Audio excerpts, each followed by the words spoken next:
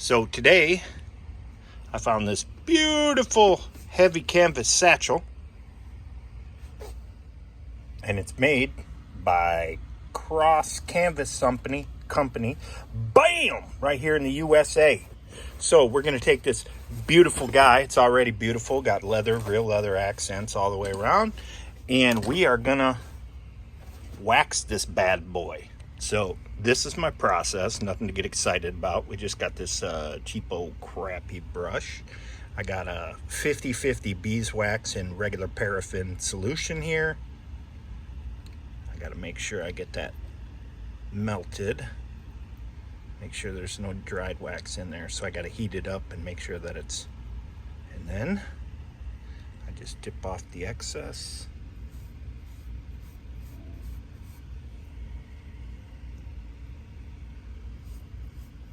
We coat her down. We coat her down good. Make sure we get all the seams in there. And I'll come back when I'm done covering this whole thing. All right, so now I got the whole thing covered. I got this whole flap covered first. And I made sure I went really heavy duty right here on the seams. You can see that it's pooling there, okay?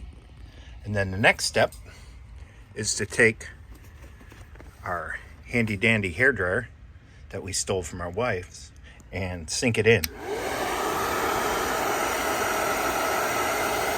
So we just heat it up, and you'll see that it wets the canvas, the wax melts right through onto that 100% cotton rag I have behind it.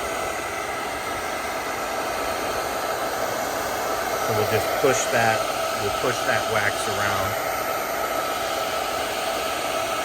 And see the wax just kind of flows around.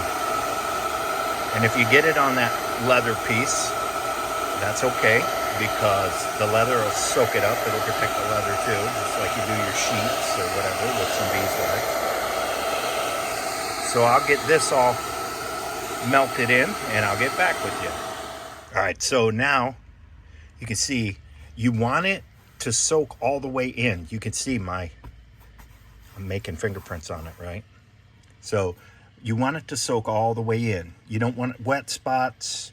You don't want any pools of wax left over, because then you got to brush them off. It just makes more work for yourself. Now, if you can see it soaked through to the second layer of canvas on the backside, but that's okay, and that's why we have the cotton towel underneath, the baker's towel, whatever they call those. Anyway, so I'm gonna get the rest of the bag done and I'll get back with you. All right, so now we got the back of the satchel coated, and I thought I should mention that inside the satchel I took that cotton cloth and put it in between the two layers, in between the back and the front, so that would soak up the excess wax when I melt it here with the hairdryer and melt it into the fiber. So that's an important step, because you don't want to coat the inside of the thing. You want that cotton material to soak up the excess wax, so that it's not on the inside sitting there rubbing against everything. We want the outside to be waterproof. We're not too worried about the inside.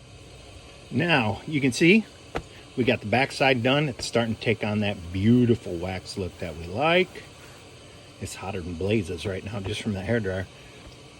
And then I'm going to do the front and the seams there. Make sure I get the seams really well, and then I'll get right back with you. All right, so we got that front just coated down, and I made real sure that I got the seams here. All the seams are super soakered. So we want to make sure that we get the seams right, because if there's going to be a point of entry for water, it's going to be the seams. So we need to make sure we seal those real well with it. And so we did both sides. Now I'm going to burn it in there with the hairdryer, melt it all in, and we should be good to hook. It's so satisfying. That's all. All right, so I got it all melted in here. Made sure I melted in the seams really well. You can see there's a lot of wax in there.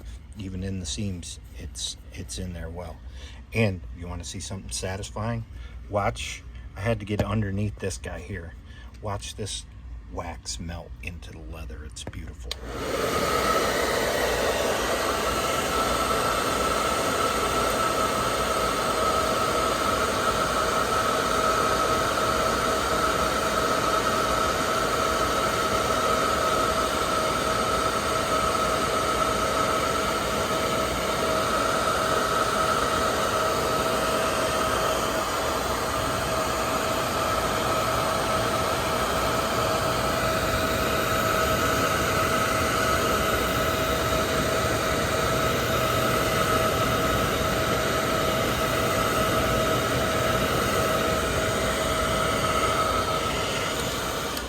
All right, now, once I hit that with a brush and brush all that off to a nice little sheen, it'll be beautiful. So, there we go. Now I'm gonna let it dry, let it cool down, and then you'll see it'll get pretty good and stiff. That was disgusting sounding. And there we go. We have a basically waterproof satchel. I went ahead and did these as well. When this cools down and it dries a little more, then I'll cools down a little more. I'll hit this with a brush too. Hit that with a brush. So I have a dedicated brush, like a Kiwi horsehair shoe shine brush that I use for these. Just one of these guys. You can see I paid $2 for it at a thrift store somewhere. But I just use that after everything cools down and it dries. Then I buff them up with this guy and make that leather nice and shiny. And this is protected now with wax. The leather is going to be protected as well, just like I think I said you do with your sheath or anything else, right? So there we go. Pretty cool. And you can do all sorts of stuff with this as long as it's cotton and canvas with the tight weave. I buy these bags. At Hobby Lobby, a bunch of different sizes of them, and they're 100% cotton canvas. They got a pretty tight weave on them, and then I just make myself Tinder pouches, impossible pouch type things like that, and a bunch of stuff. This is just extraneous stuff, extra pieces of paracord or bank line or whatever. So you can do it. You can do it too. So I bought this for a couple bucks at a thrift store. I saw that it was heavy duty, had nice actual leather straps and everything. And I thought, oh man, this is a nice little guy, a pickup for a couple bucks. And I bring it home and now I have a waxed canvas satchel for the woods. So good to go.